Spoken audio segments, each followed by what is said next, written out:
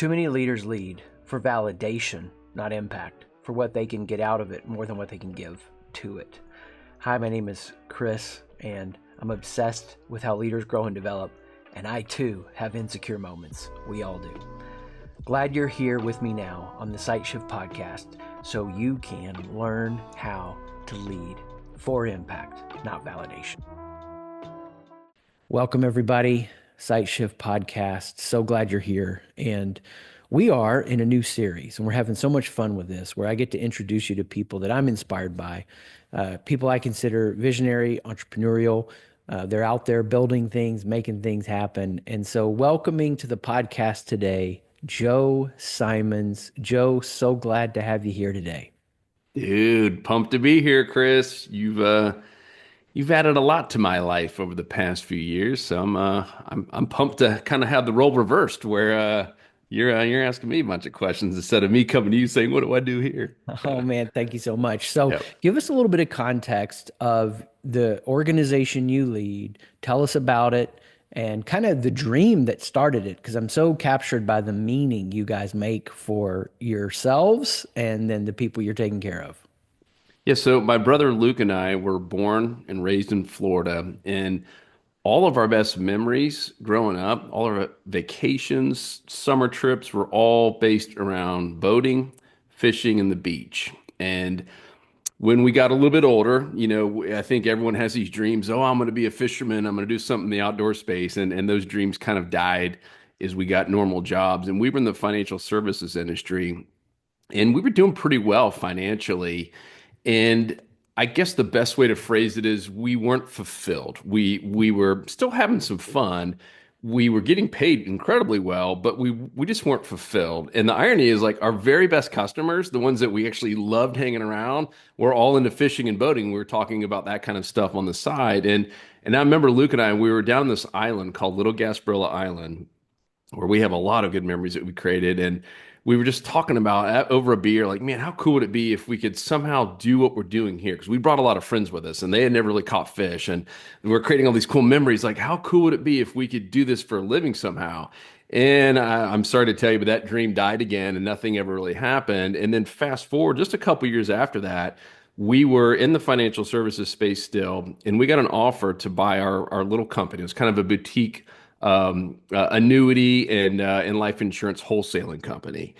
And it was enough to get us completely debt free. It was enough to kind of start this dream called Salt Strong. And Luke and I were in a hotel room in Chicago at the time, and we were talking about, like, what we're going to do. We're going to name it, and I'll give Luke all the credit here. He actually was on GoDaddy as we're throwing out these ridiculous names. And he's like, "What about Salt Strong?" I was like, check it." And he's like, "GoDaddy.com. It's available for $9. Like, that's what we're going to call it." And so it started off with just us going out there and filming everything that we wished was around when we were transitioning from bass anglers to saltwater anglers. And so we were just creating helpful content, just giving people as much help and goodwill as possible. Didn't have a business plan. I know it sounds crazy as I even say that right now, but we knew if we could just help enough people and build enough goodwill and trust, at some point we'd be able to sell them something. And I'll tell kind of one more story on how this really evolved to give Yeah. us like our mission. So in that first year of Salt Strong, we still hadn't sold anything. We're now burning through money at this point, to the point my wife is like, that old job seemed pretty cool. Maybe you should go check it out." And our grandfather passed away, and he was 94, so it was certainly a celebration of life. And 12 grandkids, Luke and I being two of them, and we were all around my parents' table, and we were all going around just talking about our best stories about him. And not one grandkid mentioned what he got us for graduation. And not one grandkid mentioned birthday gifts or anything that was like monetary stuff. Every single story of, like, our best memories about this guy were all around this beach house. He had one of his dreams was to have a little beach house in Daytona Beach, and that's where we spent every summer with him. I mean, sometimes 2 months straight of just being at that beach house. So a lot of memories with him, and it was some funny stuff. Him falling out of the back of the boat, stepping on stingrays, the jellyfish that got all wrapped all over us, and it was just all these memories. And I was like, man, that's it. Like, what we're doing is we're helping create memories that matter. And it's not so much catching fish with a certain lure or tying the strongest knot. It's going out there and creating memories that matter. And so ever since that first year, we really kind of solidified what we were going to be about, like our why, if you will. And ever since then, it's kind of been taken off. So now, to answer your question in a 4 minute reply, we're now the largest saltwater fishing club in America, and our mission is just that: is to unite friends and family through fishing, and all really about creating memories and just getting out there, having more fun, saving time. We're all busier than ever, and so that's really what we solve for: is we save for time and save them money on tackle. And Luke and I and our whole awesome team now, we're just having the time of our lives doing it. Man, I love it. I mean, I've been captured by this from the beginning because it's like, how do we help people make it easy and save money on creating these memories that are a part of their lives forever? Yep. You know, nobody is having a positive memory of their dad yelling at them for not getting their homework done or how they missed that pitch at baseball. But when they go fishing and they laugh together and they play together, that's the golden stuff of life, and to be a part of that is really special. And because your mission has so much meaning, everything else is just easy and you never have hardships as a business, he says facetiously. That's a good one. That's a good one. you know and I think part of what inspires me with your story is, you know there's this idea out there that if you're entrepreneurial and visionary, then you're generating these ideas. You have this excitement, and that overshadows and overcomes any struggles. And I think part of what your story, it makes it so compelling. And you have a YouTube video on this. I know that I think has like hundreds of thousands of views. Um, this hasn't been an easy road for you personally. You've really had to crawl on your elbows. Tell us a little bit about that journey and what's happened in regard to that, and why that's been so powerful for you. Yeah, so I think where you're going with this is the anxiety that I dealt Yeah. with for a long time, and with Sight Shift and with everything that I did on the private coaching with you, it it gave me a lot of different visibility on why some of that was happening, and it all came down to fear, right? If I could say one word, anxiety is essentially fear of something that hasn't even happened yet. And I believe because of, and maybe you're listening and you're kind of wired like us, entrepreneurs, and we like to do stuff and we like to be creative and perform and make stuff happen. And I think because there was so much pressure that I put on myself to do that, to make good grades and just always be best, and essentially almost to the point where I was embarrassed to fail, where it created all this anxiety. And so I don't remember like why it ever happened. I've thought about that a lot, like why it actually triggered. I remember the day it happened, but there was no real reason for it, which is interesting. It was a wedding that was coming up, and so that was kind of what kicked it off. And all of a sudden, I started having these just heart palpitations, where I literally thought I was having a heart attack at 20 something years old, Mm. and you're just sweating profusely, even though you could be in an air conditioned room. And if you've ever been through a true anxiety attack or a panic attack, you know what I'm talking about. And if you haven't, you're probably wondering like, how the heck did you do that? But it feels like a bear or a jaguar, something scary is literally running after you just a couple feet behind. I mean, you were just in full on flight mode.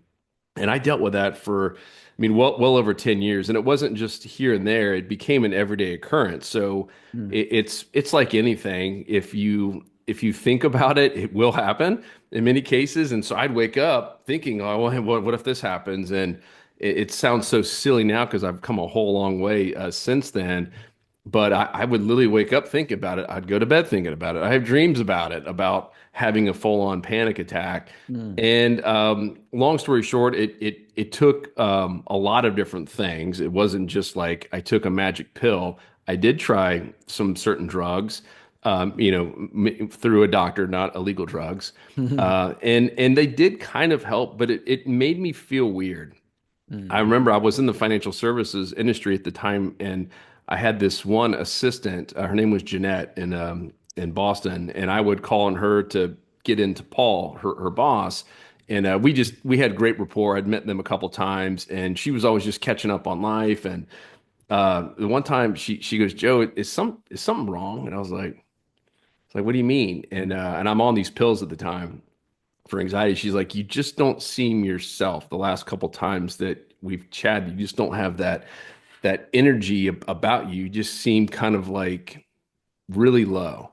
And as soon as she said that, I was like, screw these drugs. And I literally was just like, I'm done. I have to, there's no way God wanted me to be on drugs for the rest of my life. Because that's what the doctor said. Just keep doing it and maybe it'll go away, maybe it won't. I was like, there's got to be a better way to solve this. And if you're wondering what the answer was, it first came to me in deep sea, like going down underwater for free diving. So this is going down 60, 70 feet. You get certified over a weekend, and the whole thing was about breathing. Mm. And so, if you know anything about free diving, you're essentially trying to get your body as calm as humanly possible before you go down. Because essentially, when you're down there and you're down there 70 feet, Mm. your body is having a panic attack. That's literally what it's doing. And as I'm hearing this, I'm like, whoa, I just got to reverse engineer that. If going down, I'm trying to make sure my body has a panic attack as slow as humanly possible, I just got to stay calm. And something I learned in that, your body can do a lot of things in milliseconds. It can flip Mm. like that, but it can't ever be anxious and calm at the same time. It's literally impossible for your brain to be anxious and calm at the same time. So I was like, huh, well, if that's true, then why don't I just practice being calm more often and making that more of who I am versus just being anxious? And a lot of it started with that deep breathing. Essentially, go on YouTube and you could watch my video if you want to. It's a little bit longer, but you can find all kinds of videos about how free divers get into this essentially almost like a sleeping calmness. Mm. It's a different state. And so I was just training my body constantly through my nose and out through my mouth to do that, where I was just so calm to the point I could sleep. And it did help out my sleeping, by the way, if you're wondering. And then the other part was faith. There was a big part of faith in there. I had kind of moved away from just the church in general. I wasn't a non-Christian, but I wasn't living my best version of who God wanted me to be. Um, and then the other part was just having a mission, having a purpose. That which is what we just talked about with Salt Strong. As soon as we got that mission, because we didn't have a mission statement the first year, no wonder we weren't making any money. Shocking, with no real business plan and no mission statement. But once we had that solidified and written down, I think writing that down and putting it on your website, putting it on your T-shirt, whatever, that's when everything changed. And so, ironically, that was around that first or second year of Salt Strong. So it was almost like I had just been in this. It wasn't a struggle mode because I was doing well, but it was just like I had to try so hard with everything I had to not have panic attacks every day just to keep getting by. And it was like everything kind of got easier once I solved a lot of those issues in those first couple years of Salt Strong. And if you look at the progression of how we've done revenue wise, how we've done with the impact that we've made with teammates, people, the community, everything got a little bit easier there. And not to say it's been easy, as we pointed out earlier. There's been a lot of Mhm. bumps and bruises along the way, but yeah, that was a really special chapter in my life where it just felt like it's like going from riding in a horse-drawn wagon. All of a sudden, you look and there's cars out there, and it's like, wow, this is just so much more fun and easier to get around, and life's more enjoyable. So, Mm, thank you. I mean, you even got into not only the problem, but the practical and a solution that people can take away. And yeah, search his video on YouTube because there's so much good stuff in that to help people make sense of where they are, what's happening in this moment. I wonder what your take is on this because organizations we work with that are hiring lots of people, oftentimes, if they are doing a lot of hiring, they're hiring from young millennial, Gen Z, and there's this mindset that I'm seeing a lot of them have, which they're trying to cater to the anxiety that these people have. Excuse me. And in the catering, it's almost like they're saying, all that matters is how you feel. And we want to help fix your feelings so you can perform here. And the idea to me that's so dangerous is we're going to fix the feelings, then we're going to give you purpose, then we're going to give you mission, then we're going to give you vision. And that sounds so antithetical to what worked for you. We need the purpose and vision to help us make sense of how to better train our nervous systems so that we're not just in an empty state or a blank slate trying to go, I've got to solve this anxiety. Instead, I'm letting the call to something greater help motivate me to make me better. Does it make sense? How would you articulate that? 100%. I mean, it's just like saying I'll finally be happy when I make $100,000 a year as a millennial or whatever it is for you, right? I'll finally be happy, or I'll finally start saving when I make more money, or I'll finally start giving and tithing when I make more money. No, like start now. Find that purpose and that why. I mean, one of my favorite books is that, Begin with Why, and there's a lot of other versions Mm, of that. And I think until you do that, a lot of the other stuff doesn't matter, and it won't just fall into place. The whole feeling part, and it's tough because that's the biggest question I get, from that video, Chris. And it's called how I think 3 ways or 3 steps I overcame anxiety without drugs. But the question is about drugs. mm, I think I think a lot of doctors these days are just quick to prescribe that because it's the easy fix. But I really don't believe that God put us on this earth to have to do that for anxiety, for something that doesn't mm, exist, right? I mean, think about that.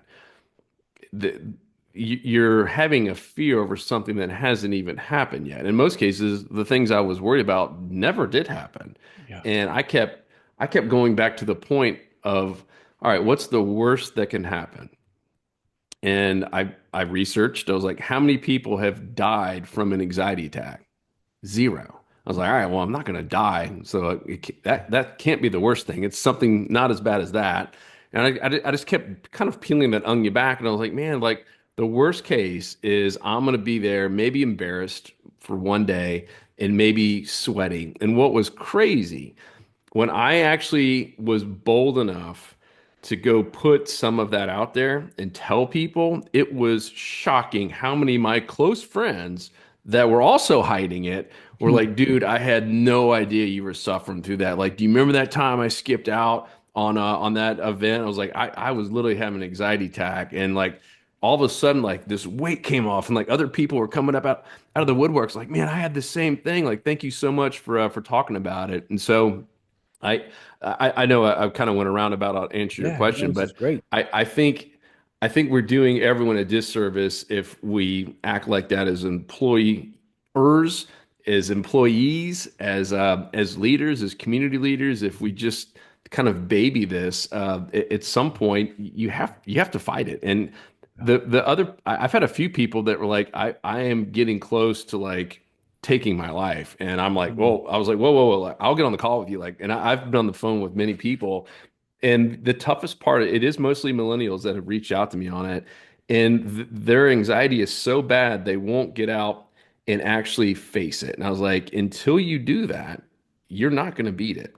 mhm, It is, anxiety is a high school bully. It's the best analogy that I could come up with for someone younger, because younger people remember bullies. And mm, in a high school bully, what do they thrive on?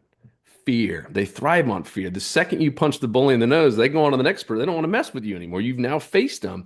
But a bully, the more you give a bully more power, the more you keep running away from the bully, right? And that's what bullies do. They love the fact that you cringe and run away. That's an anxiety attack. You're literally hiding. I mean, you talk a lot about proving and hiding. Anxiety, you're 100% hiding and running away from that fear. The second you punch the bully in the nose, for me, honestly, it was going to weddings, because that was one of those things that kind of kicked it off. I had to go to a wedding and just say, you know what, the worst case, I am going to sit here and sweat it out profusely. And I did a couple times, and then it just got easier, just like punching the bully in the nose or in the mouth. So that's my best advice, and that is the thing that seems to be that people struggle with. And I don't think it's helped that we're now all virtual and doing work, from our homes. It's just another way we don't have to get out there and face some of the fears of anxiety of public speaking and a lot of the common things that do cause anxiety and fear in people. So, yeah, thank you. I mean, that is, I was finding myself in that as you were describing it, new levels bring new devils. And so as I level up, as I lead it in a different way, as our organization has a different reach, we have a different infrastructure, different responsibilities, different pressures on the line. If I'm not feeling some of that challenge, pressure, or stress, I'm not adapting to a higher level of capacity. And if I think, okay, I have to get myself to the place that this will not ping me in any way, then I'm never going to grow because I can't get to it without exposure. And it's that idea of exposure that allows me to acclimate, to adapt to that stress. And we can't skip over that because in Yep. your entrepreneurial journey, what might would have created anxiety in financial services, you deal with bigger problems now. You had to get some of that foundation work in place so that you could learn to breathe in the middle of it, as you were saying earlier. But the challenges just get worse, right? How would you encourage entrepreneurs now, whether they're early stage, they've got this idea, they're later stage, they're getting an organization to maturity, possibly thinking about a sell, and everything in between? Um, what would you say to them, like to help them normalize this idea that new levels bring new devils? What I found is every time there's been the unknown, let's just look at it as a door. Mm, It's a door that's closed right now, and we know we need to go through it, and the unknown is there. And for us, it was going from online stuff to selling physical goods, right? It was we heck in the beginning we didn't know how to like get someone's credit card information. We were complete noobs at all this stuff. And I feel like every time that we've just opened that door and walked through it, that's what the magic's on the other side. And it's fearful. It's like going to a whole new world. You don't know what's behind that door, but you know you have to go through it. Like if everything in your heart's saying, I got to go through this door to grow, you got to do it. I mean, it's the only way to learn. It's the only way to continue to grow yourself and to grow your company. Um, I think though one of my best advices for any entrepreneur, and this is where I've seen myself struggle the most. I can only imagine how far we'd be if what I'm about to tell you had actually happened. mhm. And it's also where I've seen all my friends who are entrepreneurs have struggled, and some have even lost their companies.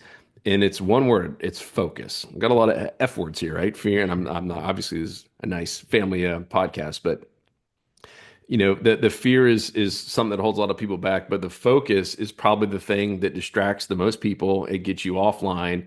um, I can't tell you. I mean, I'll tell you a real funny one. So we went like all in on these essentially Yeti. You know what a Yeti cup is, right? Because Yeah. now it's big. But this was Yeti had only done coolers, and we were actually talking about and doing these cups like in the early time before the Yeti cups were even really a thing. And then Yeti came out with it like the same time that we're doing these cups. Like we're gonna take down Yeti as a saltwater fishing club. No one even cared, and we wasted so much time and money on that, right? And that's just one of many examples where, as entrepreneurs, we get so excited because we probably, if that's all we did, we probably could have done okay. Mm, I don't know we could have beaten Yeti at their own game, but we probably could have turned that to a business. But as a side business of a side business of a side business, we had no business doing it. mm. And Alex Ramosi, have you Yeah. come across him? So I went and did the 2 day event there at acquisition.com up in Vegas. It was really interesting. And part of the experience is you get a couple hours each day with Alex and Layla. And you get to go up there on the microphone in front of, 70, 80 people and talk about your problem essentially and try to get advice from the Alex Ramosi. It was pretty cool. Chris, every single person that got up there, they would talk about the problem, and Alex is like, "Tell me how big is how much total revenue?" And they would usually in that 1 to 2 million range.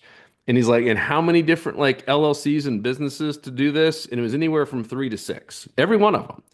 And he's like, which one is doing the most profit? And everyone knew which one it was. And he's like, get rid of the other five and focus on that one. He kept saying it, guys, the reason you're not at 10 million or 50 million or 100 million is you're not being laser focused on being the absolute best in the world at this one thing. Mm. You get so distracted. And he's like, well, all of us do. It's the downfall of being an entrepreneur, but it all comes down to focus. So sorry if I went on a No, no, tangent no. there, but I think that's the thing we have to remind ourselves constantly here at Saltstrong because there's so many opportunities. I mean, we can go into bass fishing, right? We can go into saltwater fishing in Australia, and maybe we will at some point, but for now, let's be the absolute best in the world at what we're doing today and serve our customers to the point that we literally can't stop the referrals coming in. Until that happens, we have no business trying to do bass fishing or fishing in Japan or Australia, because that has come up in meetings, if you can believe it, because there have been requests out there, and I think you try to please everyone, and then all of a sudden you wake up one day and you're kind of pleasing no one. So Man, thank you. No, that was awesome because it's exactly what happens. That anxiety in us as entrepreneurs, we are afraid of missing an opportunity. And so we falsely believe that the answer is to try everything yep, until, and so there's almost like a fractal lesson here. At maybe the early stage, you are looking at all these things like your own journey. It's almost normal. But as you figure out where the greater impact is, then you're starting to lock in there and then do your experiments in that focus zone, right? yes, So it's like I can think about, years ago, I might have all of these different experience or experiments I'm running in a wide range with SiteShift. As we've figured out the ways that people make sense of what we do and connect and resonate, and we get a lot of momentum, then now we focus in there. But even in that, then we're doing the experiments in that highly tightened area of focus so that it allows us to focus in again and focus in again and focus in again. So it's almost like the focus is fractal. It's if you would have asked me in 2015, was I lasered in? I'm like, yeah, man, I'm lasered in. That guy was walking around in a hazy fog compared to now. yeah, And what I was trying to normalize this with my kids at the dinner table, and just for context for those listening, I have three kids at Ohio State and college, and so they're not always around, but a couple were around at dinner. I don't know, 3 or 4 weeks ago, and we had a really big win, and it was cool to share the win with them. I share the losses and the wins, and they were excited with me about that in a genuine way, and it felt cool. And I said, just listen, here's the thing though, to have a few things that work every year, there's dozens of things that aren't working behind the scenes, and we're just killing those off as quick as we can to figure out what is going to work. So it's like we're normalizing focusing in and how much we don't laser in. But as you laser in, you get to laser in again and laser in again and laser in again. Have you hmm found that to be true? oh yeah. I mean, it was Steve Jobs that said, someone asked him in an interview, "What are you most proud of?" He's like, "I'm proud of all the things that we said no to." Mm. Like, that's pretty powerful when you think about it. He's like, "Man, you know how many opportunities Apple had?" He's like, "No, we said no to all this stuff, and we became so focused on being the absolute best at this." Yeah, I mean, ditto. Yeah, had you asked Luke and I, in that even that second year, I told you was kind of a pivotal year for us, how focused and how much we were growing at the time. Man, we thought we were on fire. And looking back, I was like, man, we didn't know diddly squat. But it was all just going through all those doors. We've gone through so many doors that we were fearful of, and we didn't know what to expect. We didn't really even know how to do it. And a lot of it turned into who could help us, right? That's I think probably the biggest thing I learned. When you're starting off growing a company, you'll hear that from experienced people that have, 8, 9, and 10 figure a year companies. They're like, man, it's all about people. And you're like, whatever, I'm the people. I'm growing this thing by myself. Because that's Luke and I, it was just two of us for Yeah. quite some time. And the further we've gotten along in this, we realize that it is true, right? It's not so much what you know, it's how can you be a leader and communicate what you know and build processes around what you know and systems around what you know and get other people to do it so that you can focus on that bigger vision, right? On that bigger, why do we even exist? Who are we going to serve? What is the next step? Maybe you do get to 10, 50, 100 million. You do want to go pivot off and do something a little bit different. And Hermosi was like, that's fine. Like if you hit 100 million, you can start doing other stuff. You can go from selling phones to computers. But if you're just doing $2 or $3 million, which is where the majority of small businesses are, even less than a million, he's like, you need to be laser focused on doing one thing really, really, really, really well. Man, well, congrats on living that out to get well beyond that stage now. And that's something to be celebrated. And I know it's hard for us as entrepreneurs to celebrate that win because we're always thinking about, yeah, Yep. but let me tell you Yeah. about the next horizon. Look at what's coming.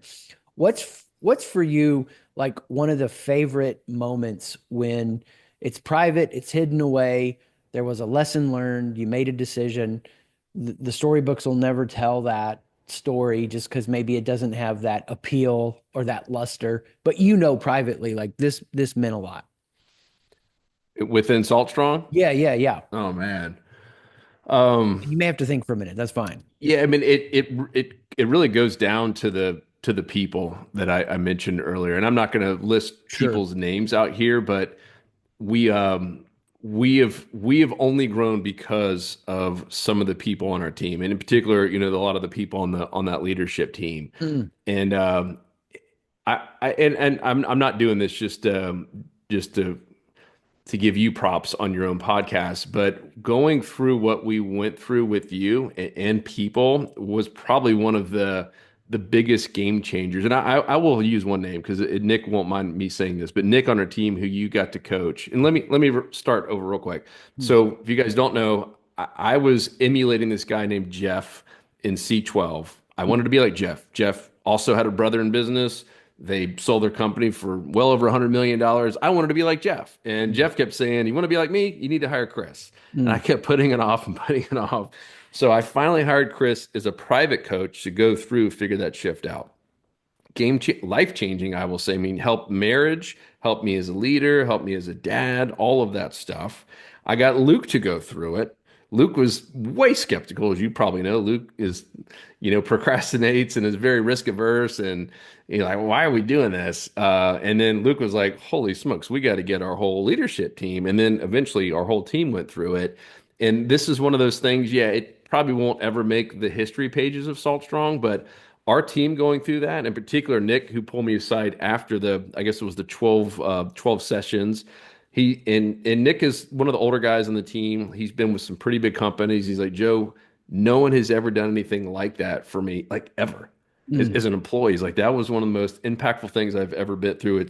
It's changed his life, his marriage. So that does come to mind because it is all about those people. And as those people continue to grow, now they're growing others. And that was probably that's probably the biggest reason a lot of us get kind of caught in the mud. I've used that analogy or that metaphor with you before, where it feels like you're running as fast as you can, you're burning all your calories, but you're just looking down, you're like, man, I haven't moved. I'm just running in quicksand and mud. And it's usually because we're not either the vision's not clear at all, and or the vision is clear, but you're not clearly communicating to your people, like the people that report to you, how we're going to get there, and so that they can go with confidence and communicate clearly to everyone else how we're getting there. And with Sight Shift and just learning the proving and the hiding part, where we could actually, like, with true sincerity as a leadership team, call each other out and everyone knew what we were talking about. It wasn't like, oh, it's some inside joke here. That I mean that was game changing for how quickly we get to decisions. It was game changing on how quickly we just get stuff done. And even our meetings are quicker because we're not sitting there trying to pound our chest with a bunch of hot air and proving. It's just like, man, cool. Yeah, I agree. Let's do it. That's the right thing to do. mm. Man, So dude, thank you. I mean, I know this moment's like kind of happen organically. Let's lean into it for a moment, and we're going to come back to a couple other things I want to jam on. If people were listening to this, because one of the things that is really powerful is you went through the transformation and you grasped the vision that, oh my gosh, I can take other people through this. I can invest in them in that way. yeah, And that's the thing that, like, oftentimes now we start off with organizations and we just walk them through, like, this is a journey. We take you on this journey for a year and a half. It's the journey we've taken Salt Strong on. It doesn't always start with an owner or founder's commitment to personal transformation like you had. And so meaningful to hear that. What for you was kind of the compelling reason after the leadership team? Because then we went on the larger journey where we're meeting with the whole organization, we're coaching at different levels, we're bringing the speaking events to bear. So it's all this cohesive plan journey. What was for you, if you remember it, the driving factor to go, I want my whole organization to get access to this? Nick pulls you aside, you see yep. the investment in the leadership team. Take me into that moment the best you can. So when I'd hired you as the private coach, we hadn't hit $10 million in revenue. We were getting close, eight, something like that. So we're getting close. And if you guys have been through that, getting from 0 to 1 million, it seems like it's impossible. And all of a sudden you hit 1 million, like, oh, I can get to 3. And that 1 to 3 to us was the easiest thing. We did that blindfolded. Like we had the momentum. But then once we got closer and closer to 10, we're like, man, this is really, really tough. And we I don't remember if it was a survey internally or not, but we just started asking around, like, how can we help you guys? Meaning the leadership team and our entire staff. And the number one thing that was coming up is that we were doing a poor job of communicating. And some of that we can blame on COVID, and because that was right during that time, we could blame it on that everyone's doing Zoom calls. But still, there are successful companies that have grown 100, $200 million where most of the people are remote, people in other countries. And so it's like if we keep hearing this over and over again that we're bad communicators, it probably means we are. And so communication can mean a lot of things, right? I could be a good speaker, you could be a good speaker, and someone could say, yeah, Chris is a good communicator. But if on the business side of things, you have a vision and you're not clearly telling people what that even means or who cares? Why is this even important? And then ultimately, how are we getting there? And instead, you go into meetings like I did. Like I do our Monday morning meetings, and I'm sure a lot of entrepreneurs can nod their head when I'm saying this. And I get done with it, and I'm like, I crushed it. Like I practiced it. Like I told them exactly what's happened, and absolutely just crushed it. Get off that Zoom call, and I'm like, I'm feeling good. And then it could be the very next day, and I'm talking to someone on our leadership team, and they heard what I said completely different. And then the next person chimes in like, "Oh, I didn't even hear you say that." And I'm like, "What the heck is wrong with you guys? Are you guys deaf? Were you on your Facebook?" Like you get so mad as a leader when you think you've communicated it one time over one call, and that everyone just gets it and it clicks. And I think for us, that was our biggest issue was just the overall communication. And sometimes, depending on how you're wired, you do hear things differently, right? You might go into proving and hiding differently than someone else. And so for us, just having everyone on the same page and realizing that we have to be repeaters over and over and over again. That to me, that was the biggest one was that communication thing. The other part, just on a personal level, was I was wired of a fear of poor performance and being replaceable. And so for those two things, I think you might be wired somewhat similarly. Mhm. And we try to go out of our way to always be grown and kind of proving. And, and the fear was, Chris, that I wasn't worthy. And it was your book and kind of our coaching. We're like, all right, so let's just say Salt Strong has a down year. Does your wife love you any more or less? I'm like, I don't think so. I hope not. You're like, well, what about God? Does God love you any more or less? Are you any less worthy because you had one bad year? And I finally got to the point, I was like, no. And he's like, then why is your identity so tied into this, fear of not, growing and just crushing it all the time? And as soon as I kind of decouple that, like where, you know what, man, I am worthy regardless of what happens Mm. here. That was a game changer for me and the team as well, just to realize that, man, yeah, we're all going to have bad days. And if we learn from them and we're honest, we don't hide behind it and or prove that, oh, well, yeah, well, last month I did this and I did all this for the team. Man, it gets rid of so much clutter, so much wasted time and energy and just the fear. I mean, that might have been a big cause of my anxiety was just that fear, man, I'm not going to be worthy. I'm not going to be loved. People aren't going to like me. What are they going to think of me if I, do fail or if I don't succeed the way that I wanted to? So all of that was just incredibly powerful. Oh man, so meaningful to hear. And when I reflect on our journey, yeah, I think of two powerful shifts, and you've articulated them, and I'll just highlight them. The personal awareness around the identity fear, and for people that are hearing this, hearing some of the phrases Joe's using, we're measuring a leader's insecurity because those have the outsized impact on our mindset, on the culture we build. And people don't even know this is happening, but about 80% of the headspace that people have is consumed with out of their insecurities, proving and hiding, trying to convince others. So we end the day and we feel insecure about something and we try to bolster that or we avoid it and we diminish. And you did that. You went through that, and I saw you lean into those moments, not avoid it, but really be transformed. And it's so powerful because that's what's possible. But yet, so many entrepreneurs and leaders have years on repeat. They stay stuck in these cul-de-sacs because they're not figuring out, hey, the effort that got me here won't get me there because there's a mindset issue.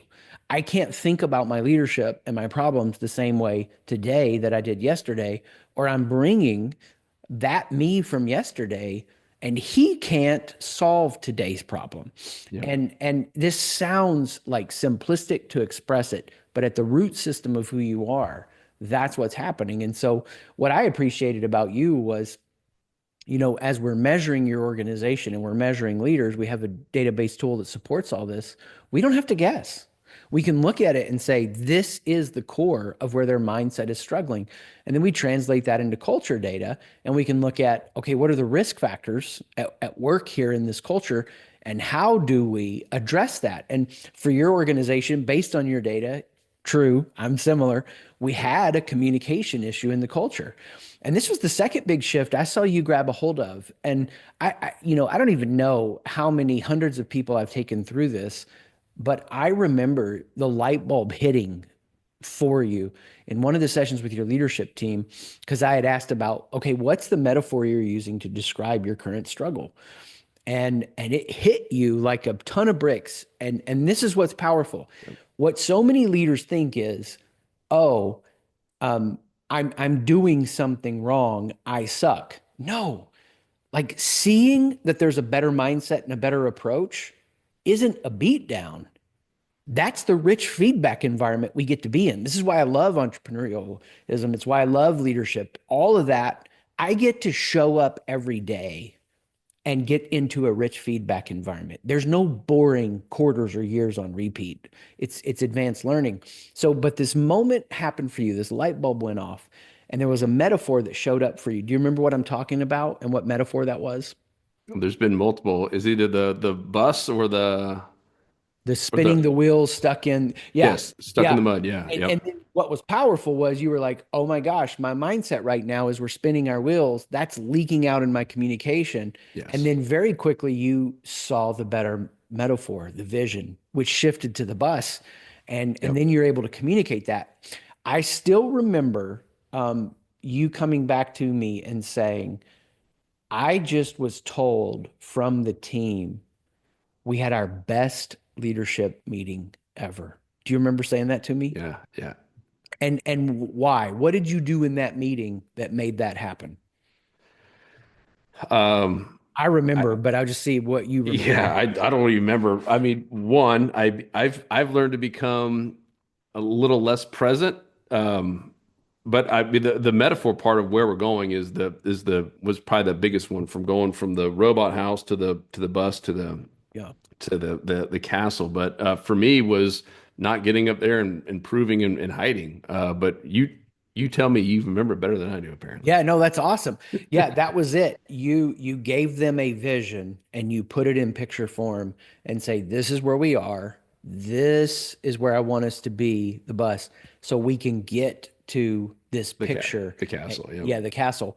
And so, yeah, the feedback you were like, that was I heard from people. That was the best leadership meeting we had. And this is what's, if we could talk to leaders right now, whether or not they're aware, what's leaking out in their communication is the current way they're relating to their challenges, the metaphor in their mind. And no matter how much they have a vision painted on the wall, that's the real vision of what's coming out. And in that vision and in what's coming out, they are unnecessarily creating confusion between what was said, heard, and meant, which is what you were talking about. I'd ask them after the meeting, and they were like, I heard this and I heard this. And we know the way to close that gap is when a leader like you shows up, they're not proving or hiding. They're saying, here's where we are and here's where we're headed. And I'm going to color it in. I'm going to spell it out. Now I've captured your imagination. Let's go take that. Let's go take that next step. Let's go take that hill, whatever that looks like. Um, and I just saw your light bulb just click into that. So strong, so powerful. And that's why I love working with visionary leaders because they don't waste those moments. They Yeah. take, Well, and now we've done videos on that. So the yeah. whole team is now seeing it. What Chris is talking about there, this kind of going from we were, and maybe your business is like this, where it was like a robot house that had duct tape on it. We had just patched up stuff and just built on top of stuff from our systems and our process to our CRM. It was a hot mess, and we knew we wanted to get to this. Just imagine like this beautiful medieval castle with a moat around it and huge walls and tons of open green space. And I was like, that's where we want to go versus this crazy robot house that looks like it's going to fall over at any time. But I was like, the only way to get from here to here is we're all going to have to pack into a bus and it's going to be really uncomfortable. And there's going to be some times where we're going to feel like we're stepping on each other's feet, that we're maybe at each other's throats, just packed into this tight bus with maybe some of the stuff that we want to keep from that old robot house to bring over to the new one. But this is going to be probably a 6 month, just not fun time where we have to update all of our systems, update our processes, even get rid of some people, drop a few people off. And that was kind of the analogy. The other thing that I'll give you props for, when you understand who your people are and how they're wired, like you said, you're not guessing. It's pretty clear and it's a visual of, hey, here's how Jason or Kara, whoever, here's exactly how they operate. Here's what their fears are. Here's exactly what they're thinking when you say this way. And so you had told me, like with our COO in particular, that a lot of CEOs obviously are going to be wired to want things to be a little bit more perfect and documented. But you're like, where you guys are going to butt heads is you like to move fast, and he is going to want to make sure everything is buttoned up. And it's like the analogy or the metaphor back in that bus, because we're gonna have to do a lot of stuff from the robot house to the castle. And I still remember this. Hopefully, it doesn't tick off anyone who's a lover of cats. But you said, Joe, the analogy to give them is, Jason, I'm handing you the keys to this bus. You are driving it from here to there, and we are going to stop for people, but not cats.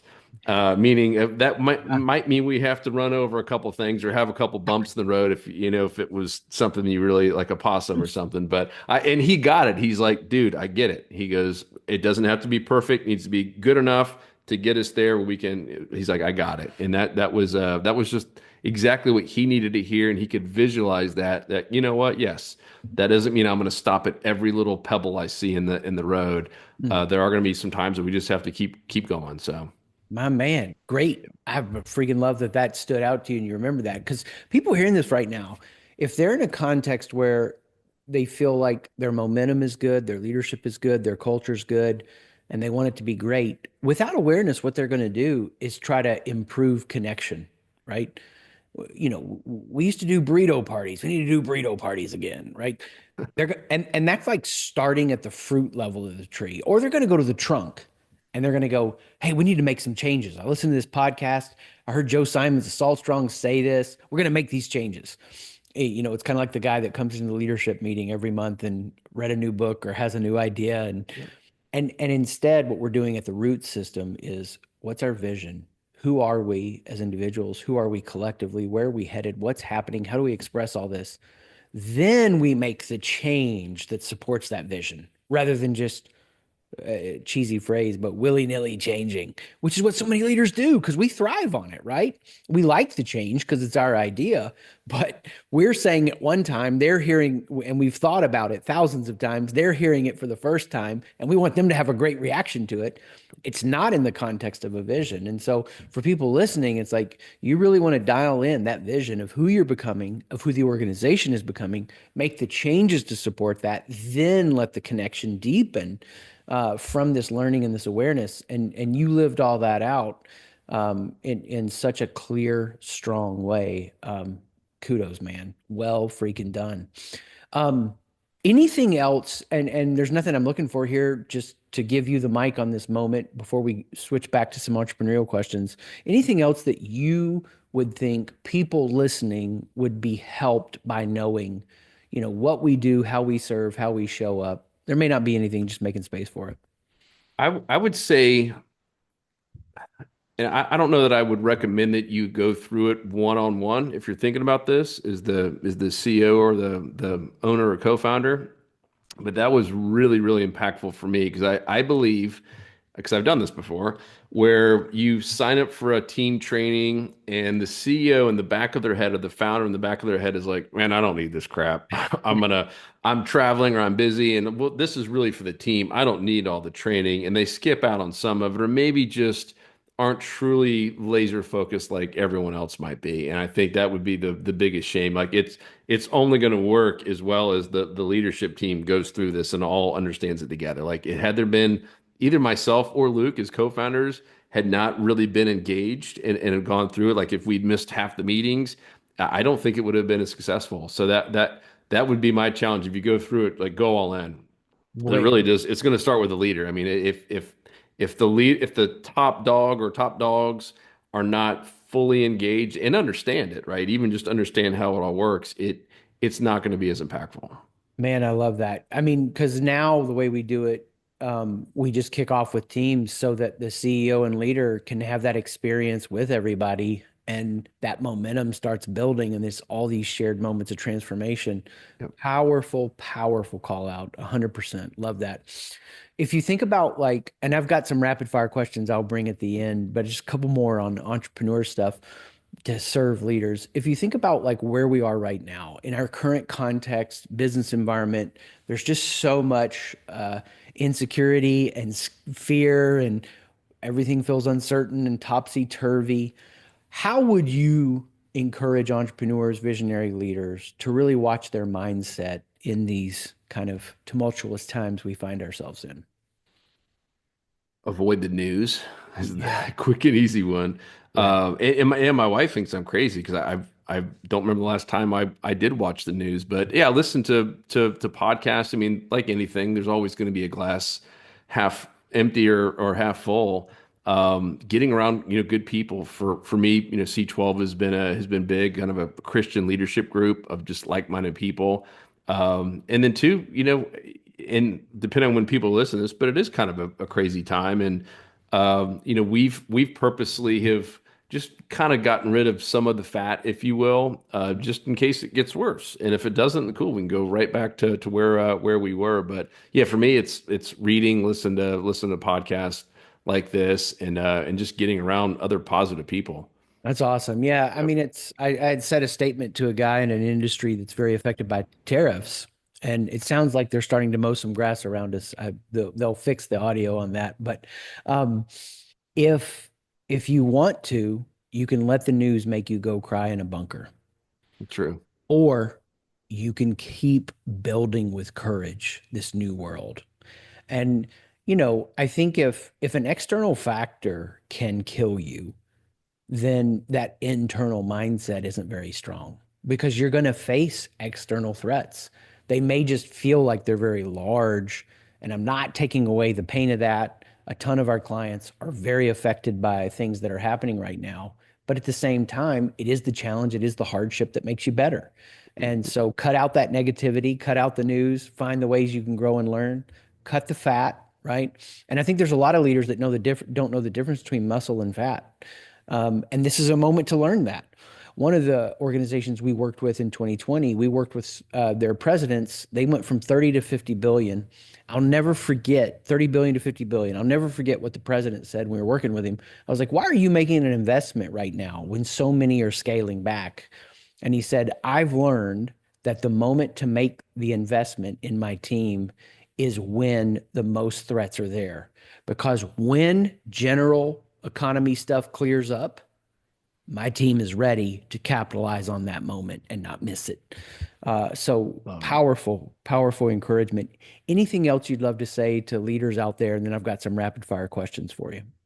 No, let's get into rapid fire, dude. Woohoo. Okay, just a few, and these are super fun. You weren't prepared for them, and I love asking these. Number one, Joe Simons, tell me what you like most about being you. Ooh.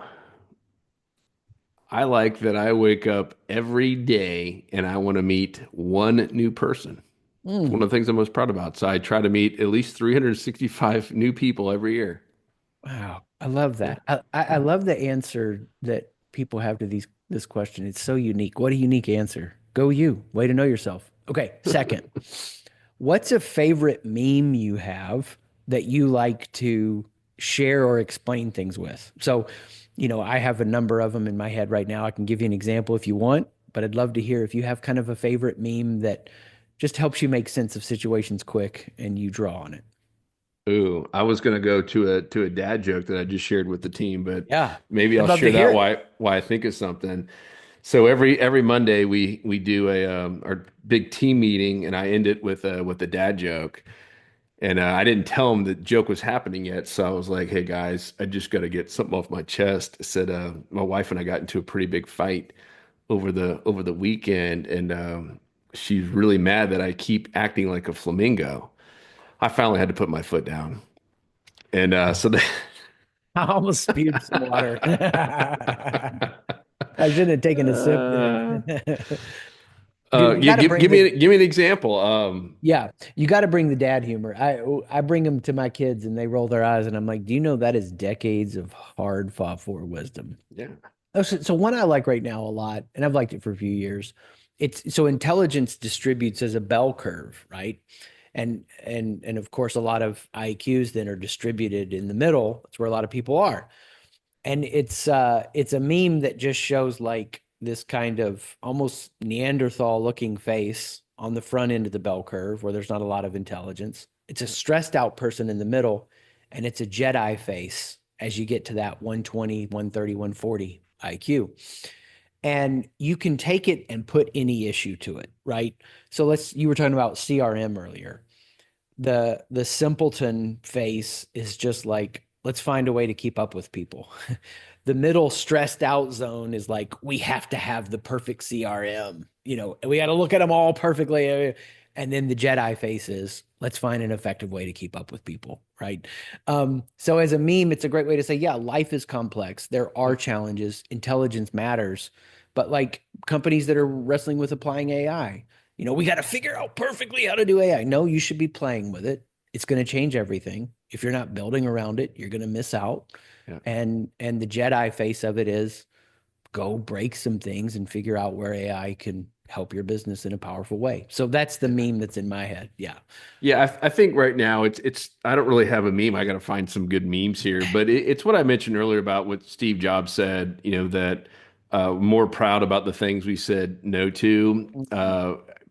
And I think that's because we went down this path. We did pass through 10 million. If you're wondering from my story, after using Chris, and we're continuing to grow this year. And I think when you have growth like that and you have a little bit more cash flow, you can tend to get distracted. And so we're in the midst right now of just kind of pulling back. Mm. Um, and I don't remember who said this. It might have been a Hermosi or someone like that, but it was from some book that I read not that long ago. And it's essentially that if you can't turn your advertising off and still at least stay even or grow, your product sucks. And Mm. that was the quote. Mm. And I think so many people, meaning your product is good, it doesn't mean it's horrible. And we're kind of in that phase where I don't know, we're kind of scared to turn all of our ads off because it is a big part of how we're growing. And I was like, guys, I want to get to the point where we can confidently, not for any strategic reason, but that we could, if we had to, turn our ads off and we still keep growing from word of mouth, right? And if you think about some of the best products that have been around the longest, like Apple could take a month off and they would still sell who knows how many billion iPhones and computers, right? That it's a good brand. Coca-Cola is the same way. And so he's like, until you get to that point where people love and are talking about and can't wait to tell their friend about your service or your product, your thing sucks. And Mm. it's been something we've been saying internally, like, all right, before we go do this, why don't we make this so good that everyone is literally dying to go show their friend? Mm. I love that. So it just goes back to focus. I mean, you can kind of hear that's been our recent theme. You could interview me a year from now, and it might be completely different. But that's really the phase that we're going through right now. Is just that laser focus on our product and our service. Yeah, that's awesome. I think about that in our application. It's like, branding and marketing should lead so well that sales is supporting that. And where a lot of organizations like ours, they have to be so sales driven to make up for what's not happening in branding and marketing so that these are all working together. Super cool. Tell me about what for you are your favorite moments of community. So in my mind, it's like a 3 or 4 hour dinner with close friends where you just linger and stay there and you laugh a ton and it's just a slow evening like that. Yeah. That's like a peak community, inside jokes in the leadership team, right? Super fun and hilarious. What for you stands out as like a fave moment of community?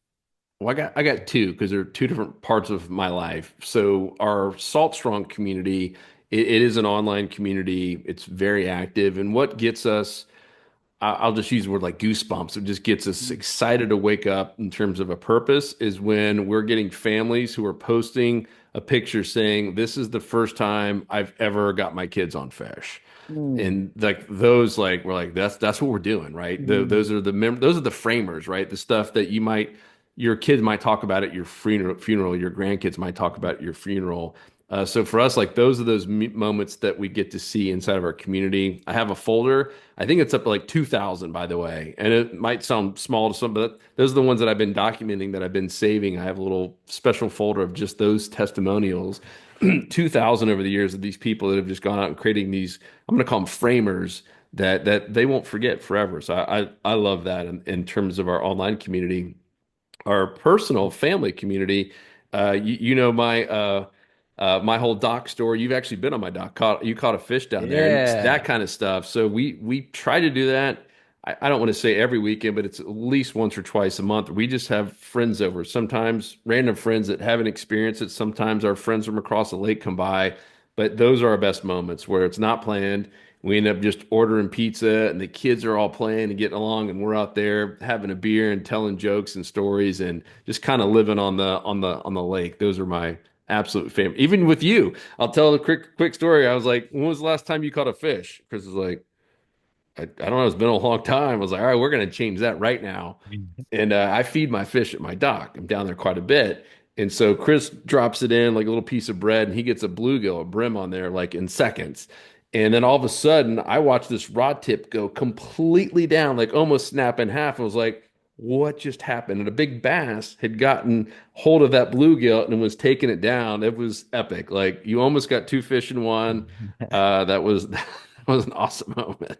I love it. True to the vision of Salt Strong, and hopefully people listening to this that can be served by you are like, I need to join. But true to the vision of Salt Strong, like that is a super memorable moment. If you would have told me catching a fish, and it had been decades, like decades, if you would have told me that I would want to find an excuse for a business trip to Orlando to just come hang out with you, and I would hope we would go fish, I would have been like, there's no way. But that did capture me. And Yeah, yeah, man, you're living the vision. I love Well, it. what a joy to have you here today. Thank you, Joe, for the way you've given of your insight and wisdom and experience for others to listen to and be served by. I really appreciate you being here. Any final words before we go? No, sign up with Chris and his team. It really was the most powerful thing we did as a leadership team together. And I mentioned it before, do it together. Don't just have a few of your people do it. I mean, you got to go all in on it. And it's one of those tough to explain. And just being candid, I put it off, right? Even though Jeff had told me multiple times, hey man, you got to connect my buddy Chris McAllister. And I don't remember what it was, or if it was a time, I think it was that time we weren't growing and we wanted to keep, propelling, and I knew something was wrong with the communication. I was like, all right, I'll reach out to him. And once I got in, I was like, oh, this is different. It was way different than I thought it was going to be in terms of the amount of impact it had. So yes, reach out to Chris is all I can say. Joe, thank you. So kind, man. What an honor to be here with you today. That meant so much to me, and hope to see you on the dock soon. Yeah, buddy. Thanks for joining me on this episode. There's always more for you at SightShift, SIGHT, shift.com to be the leader you were meant to be.